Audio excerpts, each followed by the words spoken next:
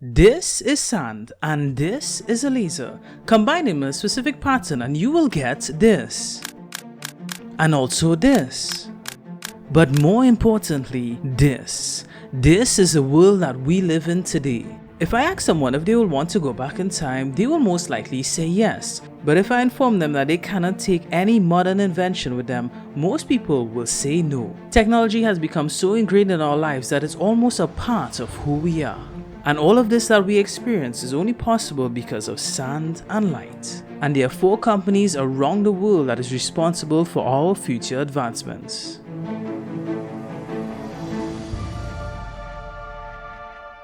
This is not simple construction sand. This is silica sand.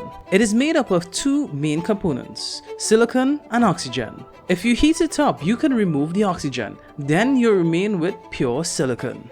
Silicon is right in the middle of an insulator and a conductor. But why is all of this important? The reason is you now have a way to control the flow of electricity. That may not sound impressive, but it is the principle of what microchips are made of. Microchips are in every form of modern day technology. This is how important they are. So when the silicon chips are down, what happens? Well, we're finding out. The auto sector has been hit hard, with car companies around the world pulling the brakes on production. Although they're not the only ones, makers of gadgets and popular electronics are feeling it too. Simply not having a microchip can shut down entire industries. Governments and companies around the world understand its importance. We need to stop playing catch up.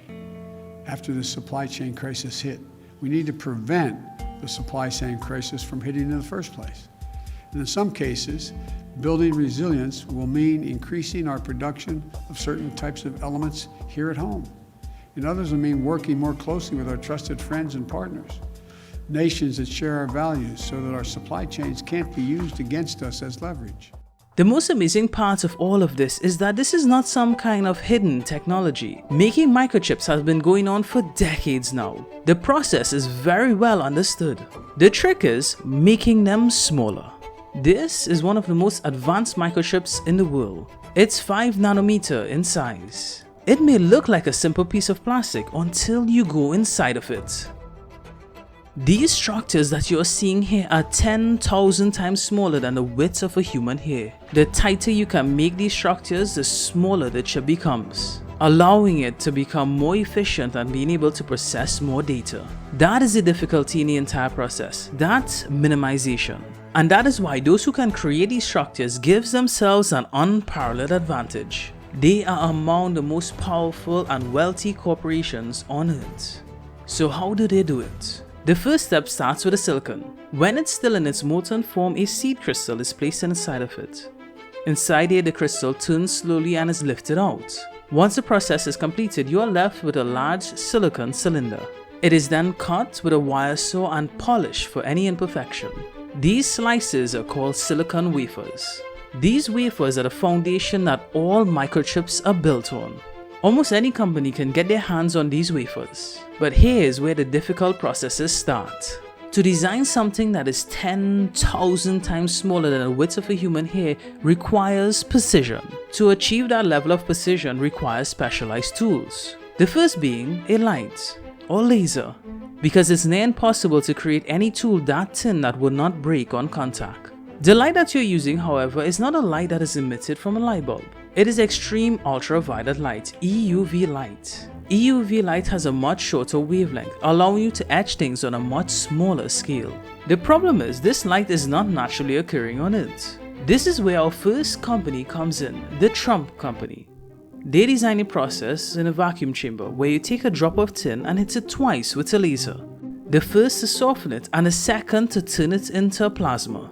The plasma that is made emits those EUV lights. The Trump company is so efficient in this process that they are able to hit 50,000 droplets of tin in 1 second, emitting a constant stream of light. Once you have the light produced, you now need to be able to direct it. How do you direct light? By using mirrors. Common everyday mirrors have slight deviations on them, causing the light to reflect badly and imprecisely. For the precision required for chip making, you need the flattest, almost perfect mirrors.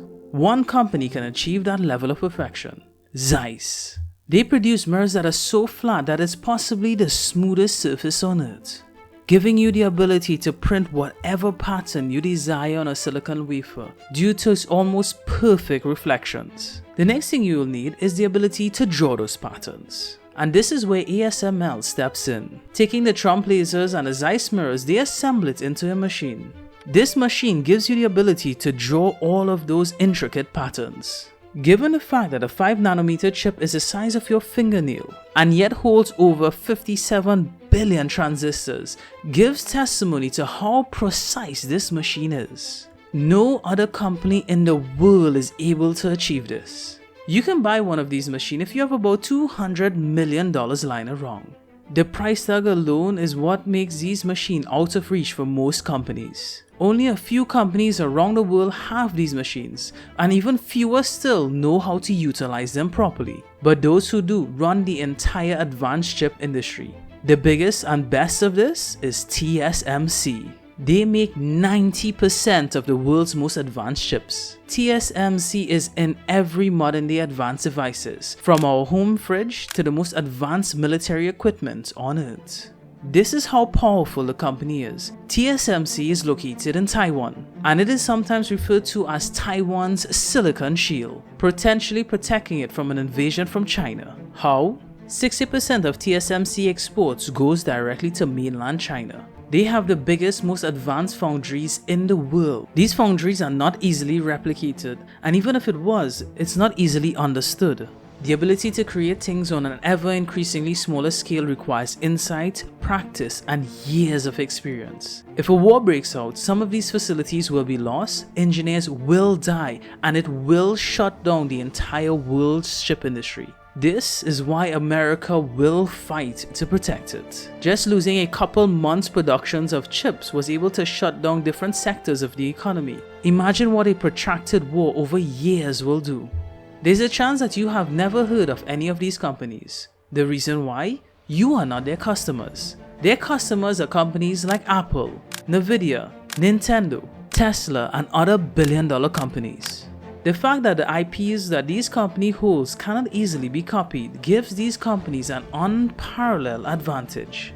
Those who hold power know this. When President Donald Trump was in office, he pressed the Dutch government to ensure that ASML never sell any of these machines to China.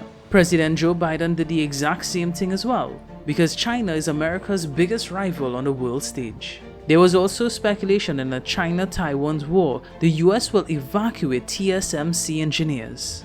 Governments understand the power that these companies hold.